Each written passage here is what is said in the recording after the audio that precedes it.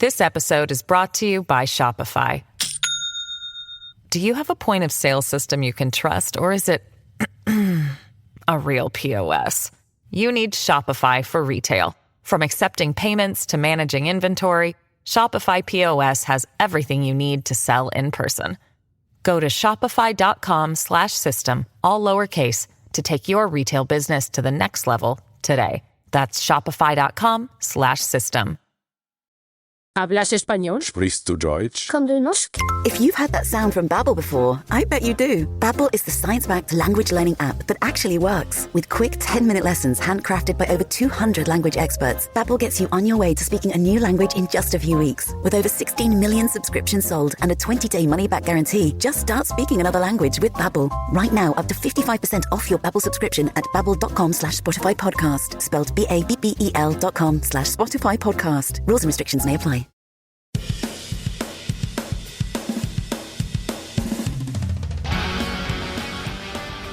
Olá, pessoal! Bem-vindos a mais um episódio de Mil Crimes. Eu sou a Bruna. Comigo está a Jéssica. Oi, Jéssica. Olá, pessoal. Como que vocês estão? Eu tô bem, e vocês já respondendo. Gente, faz 1 milhão de anos que eu não venho aqui gravar. Já desacostumei com a sua voz. Mentira, que a gente conversa ainda, Não sei nem o que eu tô fazendo. Não, é todo dia se mandando áudio, né?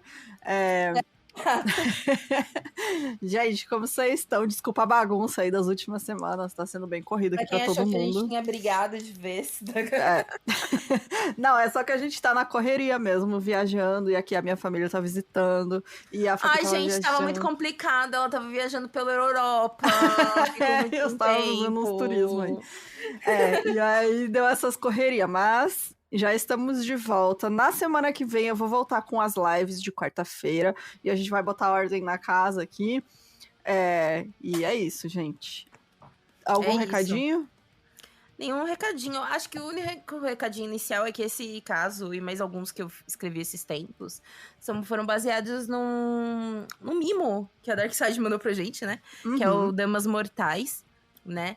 Que é bem legal, tipo assim, talvez pra que nem quem já está no meio do crime, já ouviu algumas histórias que estão nesse livro, porque ele passa de maneira mais superficial, mas ele cita vários casos de várias mulheres, enfim, assassinas, né, seja porque elas eram desde serial killers, até, por exemplo, mulheres que fizeram algum tipo de vingança, enfim, então é bem legal, gente, Damas Mortais. A indicação. E o outro recadinho, eu quero mandar um beijo super, super especial para uma ouvinte nossa, que ela sempre manda mensagem pra gente, é a Ovidia Romano. E ela diz que ama quando a gente fala, oi, gente, e aí, pessoal? Então, ó, beijo, Ovidia. Ela mandava mensagem pra gente da hemodiálise, que ela sempre fazia, escutando o podcast. E agora, eu quero mandar um super beijo, uma boa recuperação, porque ela conseguiu finalmente o transplante. Então, tá aí mais uma vida mudada aí pelo transplante. E por isso é um ato tão importante aí pra você fazer, né? E deixar sempre para os seus familiares isso bem claro, que você quer doar órgãos. Então, gente, salve vidas, doe órgãos e um beijo para a Ovidia, boa recuperação, minha querida. E é isso, né? Então, bora pro episódio de hoje. Bora!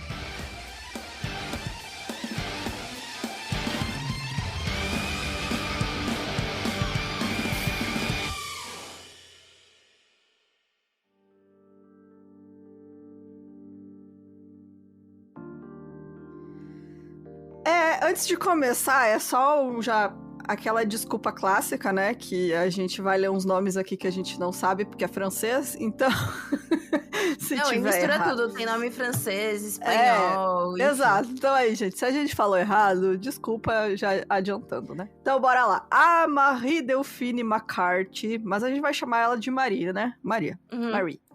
Ela nasceu em Nova Orleans, na Louisiana, durante o período colonial espanhol nos Estados Unidos, isso em 19 de março de 1787. Ela era uma dos 5 filhos de Louis Barthélemy McCarthy e a mãe dela era a Marie-Jeanne L'Érable, também conhecida como a Viúva Leconte, já que o seu casamento com Louis B. McCarthy foi o segundo casamento dela. O seu avô, Barthélemy McCarthy, trouxe a família da Irlanda para Nova Orleans por volta de 1730, durante o período colonial francês. Então, os pais da Delphine eram reconhecidos como importantes na comunidade de Louisiana, e tamanha era a importância da família que o seu tio por casamento, o Esteban Rodrigues Miró, foi governador das províncias hispano-americanas de Louisiana e Flórida durante o período de 1785 a 1791, e o seu primo Augustine de McCarthy foi prefeito de Nova Orleans de 1815 a 1820. Então tem aí uma família muito poderosa, né? Não era pouca bosta essa mulher, né? Quando a Delphine tinha 4 anos, eclodiu a Revolução Haitiana de 1791, uma ação bem-sucedida de negros escravizados, né, que se libertaram contra o domínio colonial francês em Saint-Domingue, agora o estado soberano do Haiti. Isso deixou os proprietários de negros escravizados do sul dos Estados Unidos e no Caribe com muito medo da resistência da rebelião vinda de suas vítimas, né? O que gerou mais abusos por parte dos donos. Até porque era o primeiro caso, né, que acontecia de pessoas pretas que, né, foram tiradas da África para ser escravizadas e que, tipo, tomaram, né, esse poder. Foi bem sucedido, né? Exato, foi né? a primeira vez. Tentativas já aconteceram, né? Mas não rolava. Grupos isolados, né? Que nem existiam aqui no Brasil. E é uma os questão grupos também. Que fugiam e tal. E que rolou uma questão do Haiti de, tipo, população negra, né? Acabou se tornando maior que os senhores também, sabe? Exato. O tio de Delphine foi assassinado em 1771. Gente, enrolando horrores, né? Porque 1700 é um número difícil. Por seus escravizados. A constante rincha entre a família de Mary e os seus escravos, então, fez com que ela desenvolvesse um sentimento terrível em relação aos seus subordinados. Em 11 de junho de 1800, aos 13 anos, Delphine conheceu Dom Ramon de Lopes e Ângulo, um oficial real espanhol de alto escalão, viúvo, de 35 anos, recém-chegado de Nova Orleans, da Espanha. Ou seja, né, 13 anos e 35 anos. Mas aquela coisa que na época era comum, né? Bizarro. Era nada menos que o Seu Madruga, né? O Dom Ramon. Que péssimo. Ai, desculpa, gente. Eu vi o nome e eu falei, não, é o Seu Madruga. Eu só imagino ele assim agora, é o Seu Madruga. Mas o Seu Madruga não seria pau no cu de ficar. É verdade, o Seu Madruga nunca faria isso. Ele era uma boa pessoa. Ele é um bom coração, né? Louisiana tornou-se uma colônia espanhola na década de 1760. Inclusive, eu acho que, tipo, mano, nunca fui, nem sei, referências de filmes e séries. Mas Louisiana, New Orleans, é uma estética tão bonita, né, mano? Amiga, o filme A Chave Mestra. Sim! E, gente, eu tenho uma influência também de gostar de Vampire Diaries, né? Tem os originais que acontecem em Nova Orleans, eu amo. Ai, porque já não sei. Todo episódio tem uma festa lá em New Orleans, eu amo. New Orleans é muito bonito mesmo, realmente. Os Estados Unidos têm muito lugar bonito, né, assim, de natureza e tal. Até as próprias cidades, o problema é as pessoas, né? Então... Mas New Orleans é ótimo, porque New Orleans, na série, né, tem muitos bruxões, muitos pretos, muitas pessoas latinas. Justamente, é uma região que teve muito essa cultura, e aí você tem lá onde nasceu o jazz, né, também. Então, você tem toda essa área, assim, que é diferente, né, dessa região. Ela é extremamente... como é que fala? Original, assim, não tem nada nos Estados Unidos que é parecido, né? E aí, você tem, claro, aqueles pântanos e tal, igual tem em Miami, na Flórida, né? Mas você tem toda essa mistura de culturas ali que acabou criando... É um negócio bem diferente, uma região bem diferente. Eu acho que por isso que também, por ser essa região, assim, que tem essa mescla e que a galera considera tão mística, por isso que tem, desde essa série, eu acho que, tipo, tem no American Horror Story, a saga das bruxas em New Orleans. Se eu não me engano, gente, algumas partes do True Blood passam em New Orleans, então... tem todo esse ar místico mesmo, de coisa antiga e magia e tal. Eu acho bem bacana também. Eu gosto da estética. Nunca fui, né? nem tenho pira de ir, mas é isso. Em 6 meses eles se casaram, né? Tudo isso, gente, normal pra época, né? Enfim. Os funcionários coloniais foram obrigados a obter permissão do rei para se casarem com mulheres locais. Mas a correspondência no Arquivo Geral das Índias Espanhol revela que Lopes e Ângulo estava demasiado impaciente para esperar a licença real. Citando razões de consciência e honra, ele convenceu o bispo da Louisiana a realizar a cerimônia em junho de 1800. Quando a notícia do casamento chegou ao rei, Carlos IV, Lopes foi dispensado de suas funções, mandado de volta à Espanha e designado para uma posição de baixo nível em uma cidade atrasada. Ou seja, tipo uma cidade que não estava com um avanço no espanhol tão alto. Uma cidade, um cu de mundo no interior da Espanha. Exato. A partir daí, ele escreveu uma enxurrada de cartas apaixonadas a autoridades espanholas, nas quais atribuía a culpa da sua situação humilhante a inimigos poderosos na Louisiana e na Espanha, né? Bom...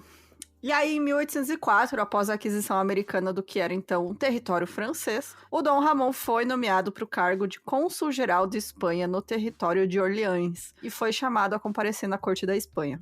Então, a caminho de Madrid com a Delfine, então grávida, o Dom Ramon morreu repentinamente em Cuba. E um despacho do governo espanhol de Havana, datado em 11 de janeiro de 1805, informou que Lopes e Ângulo havia morrido em consequência do encalhe do navio. A causa exata da morte não foi explicada. Poucos dias após a sua morte, Delfine deu à luz a sua filha Marie Borja, apelidada de Borquita, que é o diminutivo de Borja. A viúva Delfine e sua filha voltaram para Nova Orleans. Provavelmente ele se feriu em alguma coisa, né? E naquela época, você ter um ferimento assim... Morte, né? Sabe, um corte na mão, você pode morrer, porque não tem, né, antibiótico. Exatamente. Não, menos mal, ele cortou a mão, a pena que vai morrer, né? Vai morrer. Pode tentar cortar fora, né, pra parar a infecção, mas pode morrer também. Enfim, em junho de 1808, com cerca de 21 anos, a Delfine se casou de novo, então, com Jean Blanc, que era um banqueiro, comerciante, advogado, legislador estadual, intrigante político e grande comerciante de escravos. O meu marido tem 50 empregos, né? Ali ela tava... se deu bem ali. Porque também tem esse lance de que, tipo, os caras que eram muito poderosos, tinham muita grana, eles eram tudo, né? Eles participavam da política, do clero, do poder. Porque eram os contatos também, né? O cara vai fazendo coisa e aí ele tem dinheiro, né? Então ele pode. E aí, na época do casamento, ele comprou pra família uma casa que mais tarde ficou conhecida como Villa Blanc. A Delfine teve 4 filhas com ele, chamadas Marie-Louise Pauline, Louise Marie Laure, Marie-Louise Jeanne e Jean-Pierre Paulin Blanc. Ela não era muito criativa, né, cara? Com os nomes, né? É 1, 2, 3 de Oliveira 4 ali. O Blanc morreu em 1816, deixando a Delfine para pagar suas enormes dívidas e criar 5 filhos pequenos. Uma herança posterior de seu pai, além de seus próprios negócios, colocaram a Delfine de volta em uma situação financeira sólida.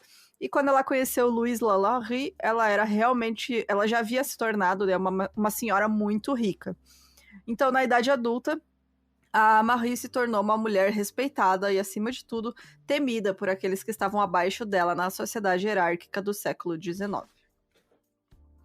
Em fevereiro de 1825, Dr. Louis Lalaurie, filho de uma respeitável família de classe média da vila francesa de Villeneuve-sur-Lot...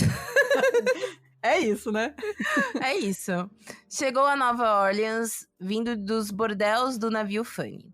Com 22 anos e recém-saído da faculdade de medicina, ou seja, muito novinho. Muito novinho. Ele parece ter sido um jovem ingênuo, mas ambicioso, que vem em busca da fortuna do novo mundo. Lalaurie colocou um anúncio no Louisiana Courier, anunciando que se especializaria em endireitar costas tortas e corrigir outras deformidades. Preciso, olha, porque... Olha, menina! Preciso. Ia até fazer sucesso hoje em dia, né? O pessoal tudo torto muito, no computador. Tudo torto. O tesão do jovem é ver vídeo de quiroprata. É um negócio... Verdade. A galera fala assim, eu entendo que quiropraxia pode ser considerada pseudociência, mas que prazer. Nossa, que satisfação aquele crack, né? Mas não vai adiantar nada. Gente, eu quero ouvir minhas costas estralando. Não importa como. Exatamente. Uma versão da história diz que ele conheceu a rica Delphine Macarte Blanc porque ela tinha uma filha, entre aspas, muitas aspas, né, gente? Aleijada, né? Ou seja, tipo PCD, cuja condição ele tentou corrigir. Uma das filhas de Delphine, provavelmente Pauline, de fato tinha algum tipo de deficiência. E as cartas da família de Lalaurie referem-se ao tratamento dado a Mademoiselle Blanc, a jovem corcunda. A menina Gente. devia ter, tipo, uma escoliose, alguma coisa assim, Sim. sabe? Coitadinha. A jovem corcunda, pobrezinha, cara. Que sacanagem. Então, entre 1825 e 1827, o Louis recebeu inúmeras cartas do seu pai, incentivando ele a estabelecer na profissão médica, né? E se casar com uma mulher rica e retornar para a França. Então, o Papa Lalaurie, que era o pai dele, fazia referências nessas cartas, né, a Madame Blanc, referindo-se a Delphine, mas aparentemente considerava ela uma mulher mais velha, próspera e influente, que poderia ajudar a progredir a carreira do Louis, não como uma nora em potencial. É tipo Então, assim, mano, ela é mais velha, você tem 20 anos, por favor, arranje uma garotinha rica, É, né? Não fique com exato. essa senhora, mas ela pode te ajudar nos corre, né? Ela tem influência, então Poder, tal. fique ali perto dela e tal, seja um dos contatinhos dela ali, e, né, pra ela poder te ajudar. Mas arruma ali uma gatinha. Então, a lenda popular caracterizou o Louis Lalaurie como sendo um homenzinho manso e tímido, mas a Delphine evidentemente achava ele bastante atraente. No final de 1826, o relacionamento entre o Louis e a Delphine se tornou íntimo e a Delphine engravidou. O filho deles, Jean-Louis Lalaurie, nasceu em 13 de agosto de 1827. Os registros de casamento e batismo da Catedral St. Louis mostram que eles só se casaram 5 meses depois, em 12 de janeiro de 1828, tendo 15 anos de diferença de idade. Olha, nossa, né? É tipo o escândalo da época. Exato, porque ela ficar com cara de 35 anos tendo 13, de boa, entendeu? Exato. Agora os dois adultos se relacionando ali, um relacionamento consensual entre eles, aí... Inclusive, não, ultimamente, absurdo. o que me irrita muito é isso, gente. Que eu entendo mesmo os caras que gostam de umas meninas super novinhas. Mas eu não lembro quem que eu vi, gente. É aquele ator que faz o... Ai, caraca, o Capitão América, Uhum. sabe? Que é um grande gostoso, todo mundo é ciente disso. Aí ele tá ficando com uma menina de 20 e tantos anos. E aí a galera tá revoltada com a diferença de idade. Eu falo, nossa, coitada, Coitada. tá sofrendo. Gente, não, adulto que se entenda, né, gente? O errado ali é, né, ela casou com 13 anos, aí ninguém Tirando achou. o Leonardo DiCaprio, porque aí ele é bizarro, já é diferente. Não, aí ele é bizarro. A mulher chega numa idade, ele troca, né? Bom, enfim. Em um contrato firmado no dia do casamento, a Delphine especificou que ela manteria o controle sobre seus bens pessoais, imóveis e escravos no valor de $67 mil, que na época era muito, muito dinheiro. E ele trouxe apenas $2 mil para o casamento e mesmo isso foi vinculado ao patrimônio de sua falecida mãe. Ou seja, não tinha um puto ainda. Assim, tava melhor que muita gente da época, mas, né, perto dela... Tava bem, né? Ele Enfim. né, não tinha nada. A dúvida e questionamentos da época eram: Delphine, na época quase uma idosa de 40 anos. Gente, eu aqui, ó, com 33, qual é o caralho? É que assim, né, as pessoas na época não viviam tanto, né? Era tipo 50 anos, você morria. 40 você tava no fim da vida já, né? Olha, ela já era viúva, tipo, 2 vezes, né, aos 40 anos. Então, Exatamente. Você vê aí, realmente, a idosa de 40 anos. Hoje em dia, né?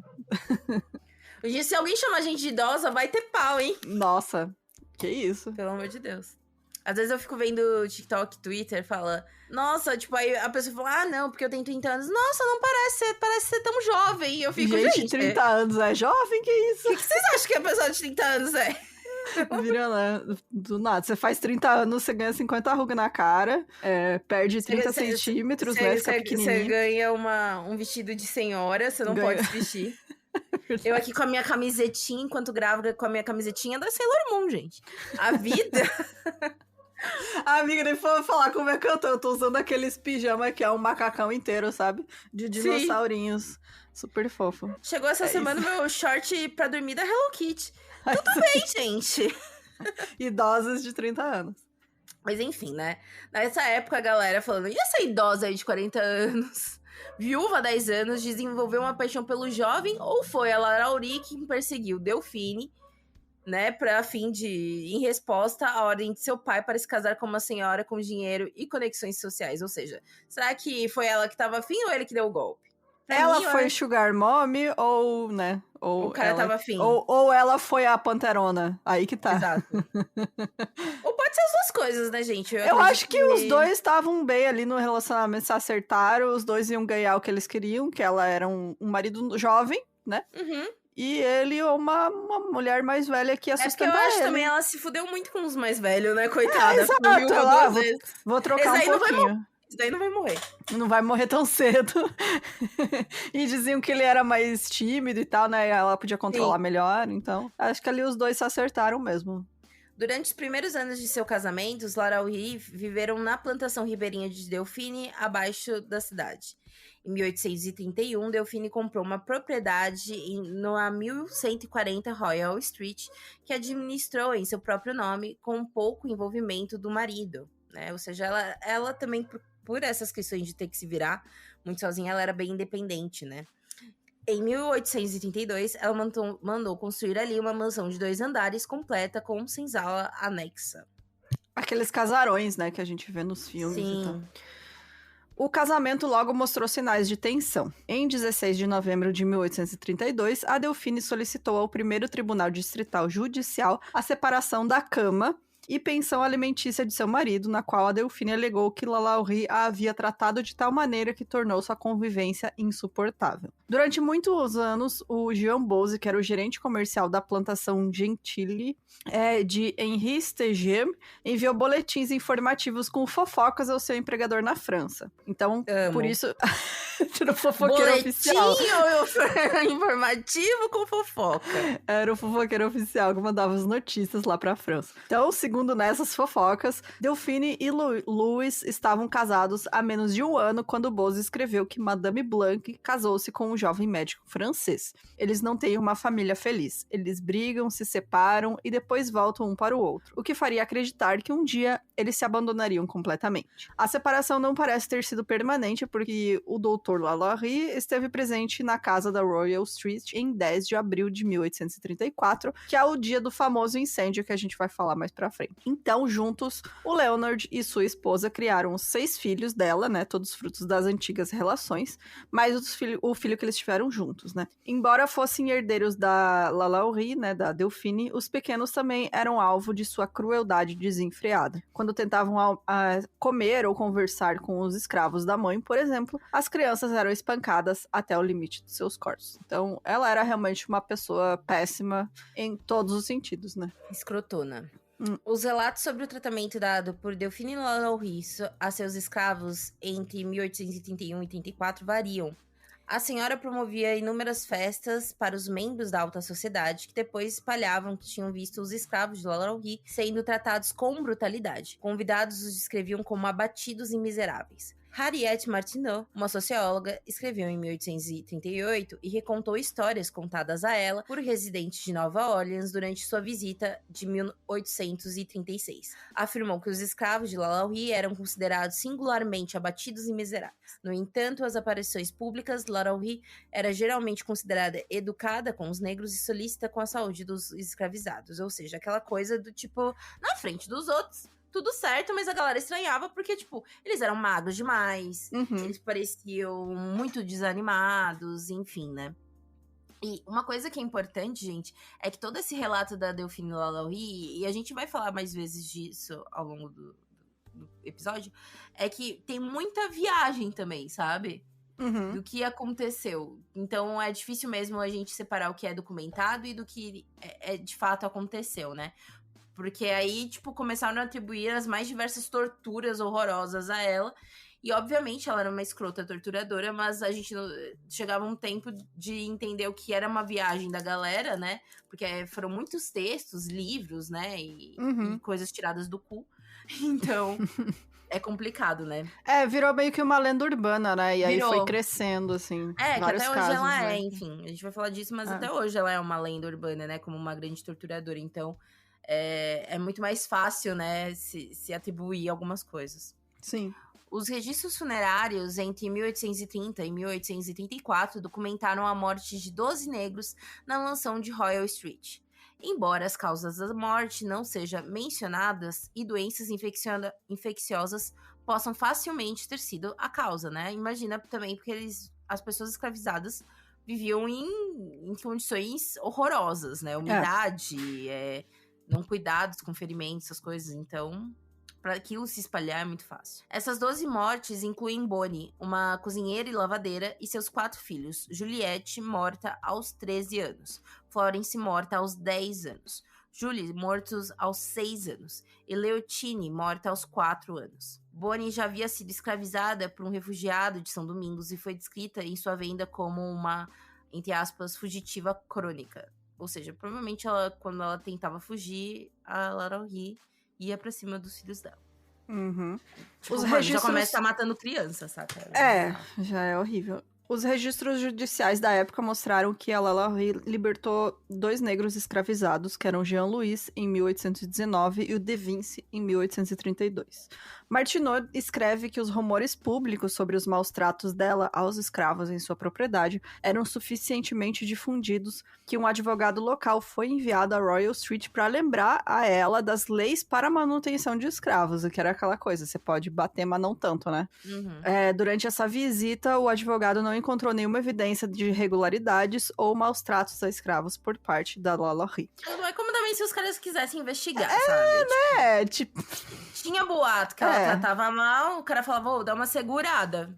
Era isso. Exato, porque ela tinha dinheiro, né? Pra você ter tantas pessoas escravizadas assim, você tem dinheiro, você tem uma fazenda, que é onde essas pessoas vão ser obrigadas a trabalhar.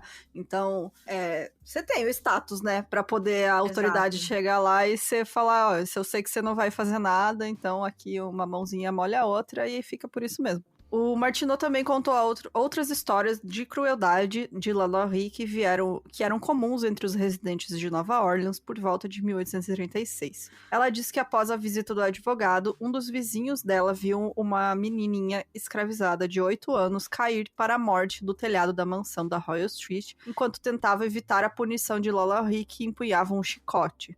O corpo foi posteriormente enterrado no terreno da mansão. Jeanne de Lavigne, em seu relato de 1945, deu a idade dessa criança como 12 anos e um nome que seria Lia ou Leia, e escritores posteriores elaboraram o caso dizendo que a Lia estava escovando o cabelo da Delphine quando teria enroscado a escova, fazendo com que a Lalaurie pegasse um chicote e a perseguisse. Tipo... qualquer desculpa que ela podia, né, pra bater nas pessoas. Exato. A gente viu até nos próprios filhos, né, ela também espancava, não tanto, né, a ponto de matar, mas porque, né, ela via os escravos como seres muito inferiores a ela, então ela não se importava. Então, qualquer desculpa que ela tinha pra bater, porque ela era uma pessoa muito sádica, né. Então, realmente, qualquer desculpa ela batia neles. Segundo Martineau, esse incidente levou à investigação dos Lalauries, na qual foram considerados culpados de crueldade ilegal e forçados a confiscar 9 escravos de sua casa. Essas 9 pessoas escravizadas foram resgatadas pelos Lalaurie por meio de um parente intermediário e devolvidas à residência da Royal Street. Da mesma forma, Martineau contou a história de que Lalaurie mantinha uma cozinheira acorrentada ao fogão da cozinha. Mano, o bizarro... Você viu que bizarro? Ou seja, tipo... Tira 9 escravos de lá. Tipo, deixa o resto, né?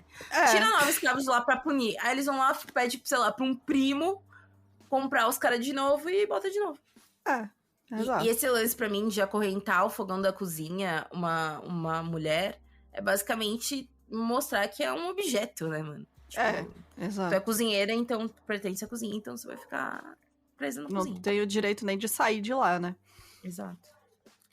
Em 10 de abril de 1834, ocorreu, então, um incêndio na residência Lalaurie na Royal Street, começando na cozinha. Quando a polícia e os bombeiros chegaram lá, encontraram a cozinheira, uma mulher de 70 anos, acorrentada ao fogão pelo tornozelo. Mano, 70 anos. Mais tarde, ela disse que provocou o incêndio como tentativa de suicídio porque temia ser punida. Ela relatou que os escravos levados para o quarto superior nunca mais voltavam. Ou seja, tipo...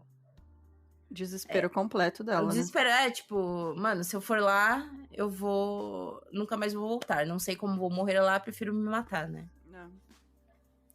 Conforme relatado no New Orleans Bee, de 11 de abril de 1834, os espectadores que tentavam ajudar contra o incêndio tentaram entrar nos alojamentos dos escravizados para garantir que todos tivessem sido evacuados. Ao terem as chaves dos alojamentos recusados pelos Lalaurie, os transeuntes arrombaram as portas e encontraram 7 pessoas escravizadas, negras, né, terrivelmente mutilados, suspensos pelo pescoço, com os membros aparentemente esticados e dilacerados de uma extremidade à outra. Quando abriram a porta do sótão, pararam de repente, alguns vomitando por causa do fedor. Um escravizado afirmou estar preso ali há alguns meses. Um dos que entraram no local foi o juiz Jean-François, que posteriormente depôs ter encontrado na mansão Lalaurie, entre outros, abre aspas, uma negra com coleira de ferro e uma velha negra que havia recebido uma ferida muito profunda na cabeça, que estava fraca demais para poder andar. Canonge disse que quando questionou o marido de Lalaurie sobre os escravizados na propriedade, foi-lhe dito de forma insolente que é melhor algumas pessoas ficarem em casa do que irem à casa de outras para ditar leis e interferir nos negócios de outras pessoas. Uma versão dessa história o errado é você de estar aqui querendo mandar na minha casa, sabe? Exato. É isso. Ninguém mandou vir aqui. Uma versão dessa história que circulou em 1836, contada por Martineau, acrescentava que os escravos estavam muito magros, apresentavam sinais de terem sido esfolados com um chicote, eram amarrados em posturas restritivas e usavam coleiras de ferro pontiagudos que mantinham a cabeça em posições estáticas. Os escravos também sofriam com a remoção de seus genitais e extração de sangue para armazenamento da Lalaurie. No entanto, muitos acreditam que esses rumores sobre as mortes causadas pela Lalaurie foram muito exagerados. Alguns historiadores ansiosos por contradizer as representações dela como desumanas tentaram exonerá-la totalmente, né, e dizer que não, ela era inocente de tudo. Assim, o fato é que ela não era a única pessoa que torturava pessoas escravizadas nessa época, né? E outro fato é que ela era tão cruel, né, que chamou a atenção de todas as outras pessoas que na época achavam escravidão algo completamente normal. Então... E o bizarro é isso, é que tem realmente historiadores que durante muito tempo falaram, não, gente, ela só era uma mulher que condizia com a época, sabe? Não era. Porque se fosse assim, a galera não ia se revoltar tanto. Não é como se tivesse muitos anti-escravo, não, mas tipo, anti-escravagistas, sabe? Sim. Não existiam tantos. Inclusive, a galera que se revoltou eram donas de escravos. Sabe? Então, falar que, não, gente, aquela era uma coisa do tempo, não era. Não era. Era num nível tão mais, né, absurdo que essas pessoas já achavam absurdo, né? Uhum. Porque elas viam essas pessoas escravizadas como propriedade, né? Sim. Então, se você tem que cuidar, você vai espancar lá o cara que tentou fugir, mas você não quer matar ele, porque senão ele não vai mais trabalhar pra você, né? Uhum. Então, essas pessoas, quando viam ela, todas essas crueldades que ela fazia, eles realmente ficavam revoltados, assim. Porque... Existe uma questão de, tipo, uma coisa similar, que eu já li uns textos sobre animalização de corpos negros, ou seja, Sim. Não olham as pessoas pretas como um humano, e sim como um animal. Então, nessa época, não é que as pessoas tinham dó, mas elas achavam que o negro tinha uma função no mundo, e a função não era ser torturado, era trabalhar, entendeu? Exatamente. Então, quando você via umas galera revoltada, não é que eles eram contra a escravidão necessariamente, mas contra a tortura, porque eles achavam que, tipo, tem que ser punido, mas tem que morrer, entendeu? Bate, mas não mata, né? Exato. Enfim, né? Então, desacordo com esses historiadores aí que querem absolver essa mulher aqui, né? Mas também, que nem eu falei, aconteceu muita brisa, assim, de ter gente que falava, não, ela tomava banho de sangue que nem a Bathory, sabe? Uhum. Então, também tem esses outros extremos, né? Outra mulher que usava uma coleira de ferro e estava acorrentada pelos pés com ferros pesados. Um homem tinha um grande buraco na cabeça, com o corpo coberto da cabeça aos pés, com cicatrizes e cheios de vermes. Um menino mulato, entre aspas, declarou que estava 5 meses acorrentado, sendo alimentado diariamente com apenas um punhado de refeição e recebendo todas as manhãs o tratamento mais cruel. Nenhuma das vítimas foi identificada nominalmente.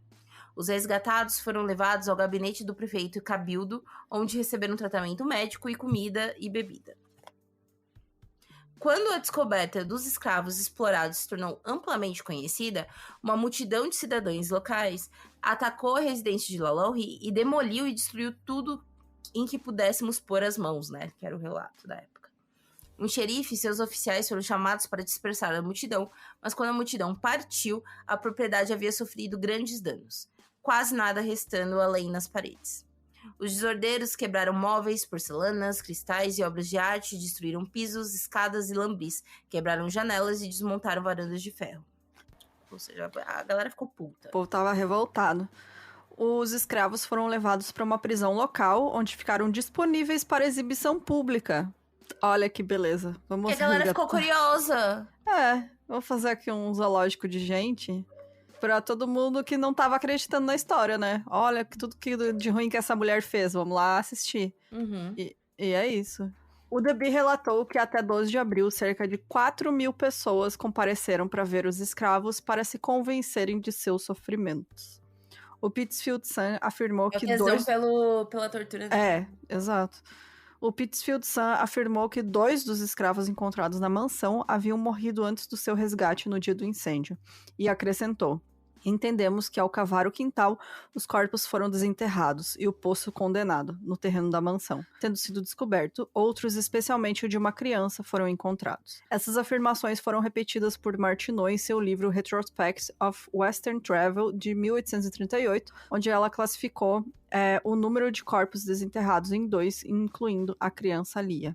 A vida de Lalaurie após o incêndio de 1834 não é bem documentada. Martineau escreveu que em 1838 que Lalaurie fugiu de Nova Orleans durante a violência da multidão que seguiu ao incêndio. Após a corrida frenética pela Bayou Road, Madame Lalaurie embarcou em uma escuna e atravessou o lago até a cidade de Mandeville. Ela e o marido permaneceram lá o tempo suficiente para colocar seus negócios em ordem e atribuir uma procuração aos seus genros, Placide Forrestal e Auguste de Lassus. Delphine não tomou providências para a emancipação de nenhum de seus escravos, nem mesmo de Bachin, o cocheiro que a ajudou a escapar, tipo... Gente, coitado, nem o cara que ajudou ela. Tipo, foda-se, sabe? De Mandeville, os Lalaurie viajaram para Mobile e lá para a cidade de Nova York em 24 de junho de 1834. Partiram para o porto francês de Le Havre no navio Polônia. Um de seus companheiros de viagem era o poeta americano William Cullen Bryant, que anotou em seu diário que Madame Lalaurie, de Nova Orleans, também estava a bordo. A senhora, escreveu ele, era aquela conhecida por cometer crueldades tão horríveis com seus escravos. Ela parecia muito afetada pela reserva com que os outros viajantes a tratavam e era frequentemente vista em lágrimas. Tava triste porque a pessoa tava tratando mal. Tadinha, pobrezinha. Tava triste porque teve que fugir, né, desgraçada. Exato. É aquela coisa, tá triste porque foi pego, né? Que nem vários casos aqui que, me arrependi. Se arrependeu porque foi pego, porque senão, foda-se. 3 semanas depois, os Lalaurie com seu filho Jean-Louis desembarcaram em Le Havre e seguiram para a casa da família de Louis Lalaurie em Villeneuve-sur-Lot. As outras filhas dela também foram? Não? Teve algumas que ficaram, entendeu? Porque as mais velhas... ela deu pro genros os negócios para eles controlarem, sabe? Sim. Bom, depois de uma curta e desconfortável estadia em Villeneuve, eles partiram para Paris. Eles se juntaram aos filhos adultos solteiros da Delphine. Então, aí, já estava a resposta da minha pergunta. A Pauline Laure e Pauline Blanc. E dentro de alguns anos, Lalaurie partiu para Cuba e nunca mais se reuniu com sua esposa e filho. Ele morreu em Havana em 1863. De volta a Nova Orleans, Placide Forrestal, que era um dos cunhados, né, atuando como agente de Madame Lalaurie, se livrou da casa em ruínas e dos escravos. ele vendeu a mansão Royal Street por $14 mil, menos da metade do preço de compra original, de $33.750. E ele também vendeu 11 dos 30 homens e mulheres escravizados de propriedade de Delphine no momento do incêndio, incluindo o Bastien, que foi o motorista ali da carruagem, né? Isso deixava 19 pessoas desaparecidas no registro do arquivo, numa época em que escravos eram propriedade e a manutenção de registros era meticulosa. Isso é invulgar e tem implicações sinistras, né? Pelo menos alguns desses indivíduos desaparecidos poderiam ser vítimas da Madame Lalaurie, e aqueles que se acredita terem morrido de fome e abusos, e aqueles que não, que foram salvos do incêndio. Então, se tem aí, né, uma estimativa de que 19 pessoas morreram, ou pelas mãos dela diretamente, né, pelos abusos. Ou pelo incêndio. Ou também dizem que pode ser também de alguns durante o incêndio terem fugido. Sim, sabe? Conseguiram na confusão escapar, né? Em Paris, Delphine e seus filhos alugaram alojamentos em vários endereços no bairro elegante, perto da igreja de La Madeleine, e fizeram visitas frequentes a spas na montanha de Pirineus. Depois que Placide Forçal delegou a supervisão dos negócios de Delphine ao seu outro genro, Auguste Delassus se apropriou do dinheiro de Delphine para seus próprios propósitos e negligenciou o envio de pagamentos mensais conforme havia prometido. Vai fazer o quê? Vai vir aqui me cobrar? Foda-se, né? Foda-se, vai fazer o quê? Você tá fudida? Não pode voltar aqui? É isso, né? Ela estava contraindo empréstimos pesados e taxas de juros exorbitantes para sustentar seu estilo de vida luxuoso e temia que seus credores se recusassem a renovarem notas promissórias. Carta após carta, Delphine insistia que Delassus para que ele enviasse dinheiro e prestasse contas de seus assuntos financeiros. Que genro, né? Eles aí merecem ir no Ilhados com a sogra. Finalmente, ela decidiu retornar a Nova Orleans para resolver a situação pessoalmente. Do nada, tipo, acho que volto. Mas em 1842, o filho de Delphine, Pauline Blanc, escreveu a Auguste Delassus que sua mãe estava falando sério sobre viajar para New Orleans. Ela estava pensando nisso há muito tempo. Nós nos confortamos com a esperança de que apenas momentos de mau humor possam fazê-la nutrir tal pensamento. Tipo, ó, a gente tá querendo que seja mau humor dela, mas ela tá querendo, viu? Referindo-se a tristes lembranças da catástrofe de 1834, Pauline transmitiu que ele, que viveu com ela e estudou durante anos, viu que o tempo não mudou nada naquela natureza indomável e que, por seu caráter, ela está novamente causando sofrimento para seus filhos, ou seja... Mandou uma véia, continua uma filha da puta. Então é melhor você dar os B.O. aí. Bom, talvez devido ao declínio da saúde e às objeções da família, a Madame Lalaurie nunca fez a viagem pretendida. Até porque era na época, né, você tinha que ir de navio, não era uma viagem fácil, durava semanas, né? Uma versão da lenda de Lalaurie diz que em 1842 ela foi morta por um javali durante uma expedição de caça perto da vila turística de Pau. A quinta série, né, menina? A quinta série em mim não me deixa, gente, a vila de Pau. Morreu no pau, né? Morreu no pau. E que seu corpo foi devolvido a Nova Orleans para ser enterrado no cemitério número 1 de Saint. É isso? Bom, na realidade, Delphine morreu após uma longa doença em sua casa, em Paris, em 7 de dezembro de 1849. Seu funeral ocorreu no dia seguinte na vizinha igreja de Saint-Louis d'Antin. Ela foi temporariamente enterrada no cemitério de Montmartre, mas os registros do zelador mostram que seus restos mortais foram de fato exumados em 1851 para o transporte para Nova Orleans. De acordo com os registros, né, de propriedade e sepultamento da Arquidiocese de Nova Orleans, a tumba do cemitério número 1 de St. Louis, que se diz ser o local de descanso final de Madame Lalaurie, pertencia ao seu filho Pauline Blanc. O Pauline pode ter comprado essa tumba antes do corpo da mãe retornar de Paris e ela provavelmente está enterrada lá. Devido à má manutenção de registros, no entanto, nem a Delphine nem qualquer membro de sua família imediata foram incluídos na lista de enterros. O primeiro sepultamento registrado é o de sua bisneta, que faleceu em 1884. A mansão original de Nova Orleans, ocupada por Lalaurie, não sobreviveu. A impressionante mansão da 140 Royal Street, na esquina de Governador Nichols Street, anteriormente conhecido como Hospital Street, comumente chamada de Lalaurie ou Casa Assombrada, não é o mesmo edifício habitado por Lalaurie na época, né? Quando ela adquiriu a propriedade em 1831 de Edmond Sonia Futso, uma casa já estava em construção e foi concluída para ela. Essa casa, então, foi incendiada pela multidão, né, em 34 e permaneceu em ruínas por pelo menos mais 4 anos. Foi, então, reconstruída por Pierre Trastour, depois de 1838, e assumiu a aparência que tem hoje. Nas décadas seguintes, foi utilizada como colégio público, conservatório de música, prédio de apartamento, refúgio para jovens delinquentes, bar, loja de imóveis e prédio de apartamentos de luxo, né? Um lugar que tem história. Gente, assim, ó, Bruna não bota fé, mas eu sou muito da vibe energias. Imagina a energia deste lugar, nem com caralho. Imagina você dormir lá à noite, né? Apartamento Nossa. de luxo. Você pagar caro. Apartamento de luxo. Essa vibe, que vibe maravilhosa. Nossa, deve ser pesadíssimo mesmo, cara. Você só tem pesadelo lá nesse lugar, né? Exatamente. Tá a Espírito energia é o menor dos seus horrorosa dessa problemas. mulher. Nossa, cara, tá a energia horrível dessa mulher até hoje presa lá. Sim. De tão ruim que ela era. Porque ela queria tanto voltar, ela tinha tanta pena nessa casa. Gente, bota fé. Certeza, certeza. Ouvir corrente à noite é o mínimo. É a véia. Em abril de 2007, o Nicolas Cage, nosso queridinho aqui do podcast, comprou essa casa por 3,45 milhões de dólares. Para proteger a privacidade do ator, os documentos da hipoteca foram organizados de forma que o nome dele não aparecesse. Em 13 de novembro de 2009, a propriedade, então avaliada em 3,5 milhões, foi colocada em leilão como resultado de execução hipotecária. Claro, né, que nem Nicolas Cage. Ele passou por uma época muito difícil ali, que ele tava aceitando qualquer filme, né, pra fazer, pra pagar as dívidas, coitado, perdeu todas as propriedades. 2009 mesmo, ó, foi bem nessa época. Foi nessa época aí, ó, quando que foi o motoqueiro? Nossa, foi Motoqueiro Fantasma, né? Foi nessa época, não foi? Deixa eu ver quando foi.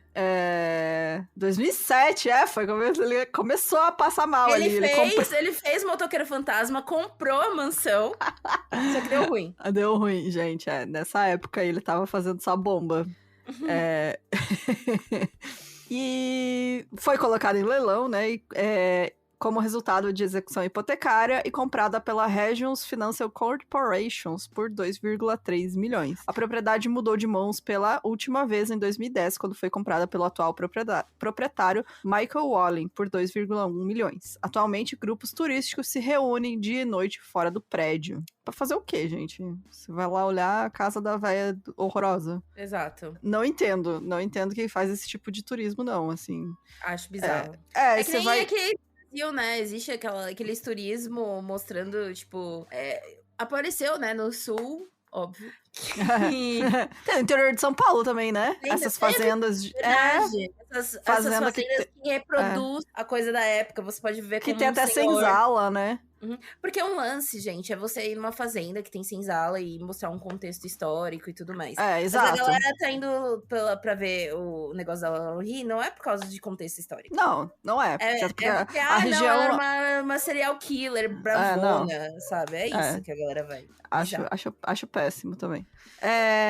E aí, a Cat Bates, eu adoro a Cat Bates, ela retratou uma versão que, assim, é fortemente ficcional, mas é maravilhosa, gente. Gente, é muito uma das minhas bom. temporadas favoritas, inclusive. É muito boa, que é a terceira temporada do American Horror Story, que fez ela ganhar o Emmy Award, né, de melhor atriz coadjuvante, muito merecido ali, porque... Mano, é muito bom, porque o bom é que, assim, eu gosto muito dessa parte da Lalaurie, que ela realmente, tipo, ela em nenhum momento se arrepende. Quando você acha que ela vai se arrepender, não se arrepende. Aquela situação mais deplorável possível. O bom é porque é o karma, né? Ela tá lá e tá sendo obrigada a ser a serva, né? Das da menina que da temporada. E tal.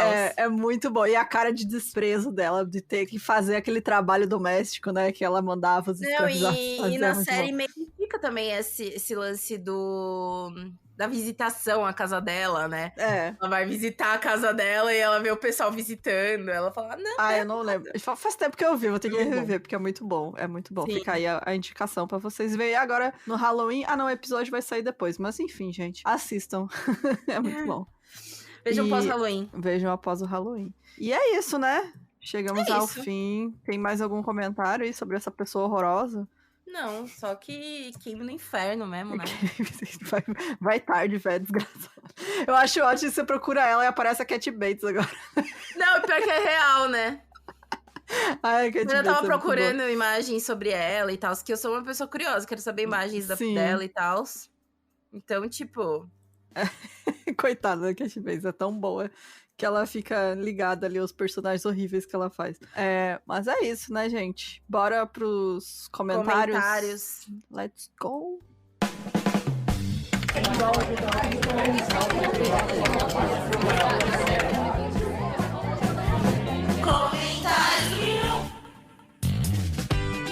então, no último episódio eu fiz um mini.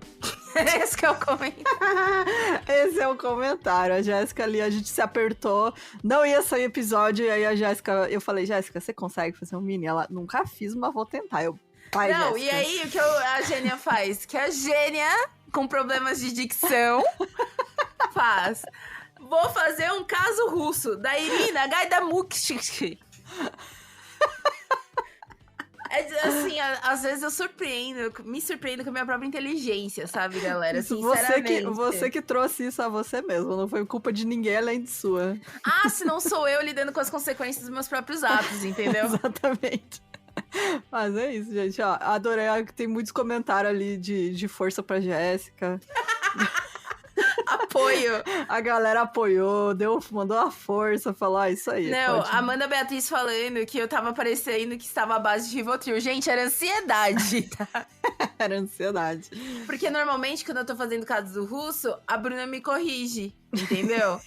Porque se fosse assim, por exemplo, acho que o único os casos que a gente pode cometer mico juntas é francês. Aquele episódio lá do Folia Du, Nossa. tem uma amiga minha que ela falou que teve crise de riso.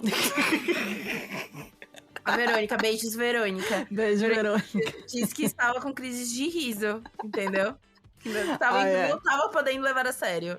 Não tem como. Esses nomes aí, gente, infelizmente, a nossa língua aí é limitada. Nosso conhecimento aí de outras línguas é limitado. Então, vai ser isso, né? A pronúncia nossa. Nosso jeitinho.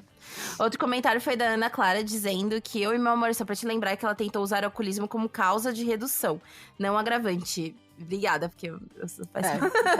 Uhum. E que isso de acordo com o CPBR, né? Acho que é embriaguez patológica. Enfim, o episódio tá ótimo, sim, né? Que ela resolveu meter o louco, né, gente? É aquilo, né? Depois que é pega, não fui eu, foi meu eu lírico, né? Sim. E o Felipe Luiz Hickman diz que 2 doses de vodka e a Jéssica fala fluentemente os nomes em russo e não gagueja mais. Tentarei isso no próximo mini que eu tiver que gravar, tá bom? Isso aí, dá pra testar. E beijo aí pra muita gente que apareceu agora. Acho que a gente tá em todas as outras plataformas, lembrando, gente. Já estamos na Amazon, estamos no iTunes. iTunes? É. Isso. Estamos no Orelo também. No Orelo, também muito importante. E outro recadinho. Quer ler mais algum comentário? Desculpa. Não, amiga, não pode seguir. É isso. Então, gente, muito obrigada aí para os ouvintes novos que estão chegando agora e estão mandando mensagem. E se você quer nos apoiar, a gente vai tirar o apoio agora essa semana, eu tirarei, do PicPay. E de qual outro era? Do Padrim, que a gente tá aí com alguns problemas técnicos com eles, então a gente vai encerrar esses, mas estamos com o Apoia-se, o Catarse nosso, que é bem antigo, e também o Orelo, que você pode apoiar por lá também. Então, se você quiser nos ajudar, e acima de R$15 mensais, você escuta as gravações do episódio principal, né, no nosso Discord. E acho que é isso, né? Acho que é isso. Muito obrigada, gente. Lembrando que semana que vem eu volto com as lives, então dia 8 de novembro. A gente vou voltar para comentar aí as notícias da semana com vocês e conversar sobre coisas aleatórias. E semana que vem a gente se vê, então. Beijos, tchau, tchau. Beijo, galera!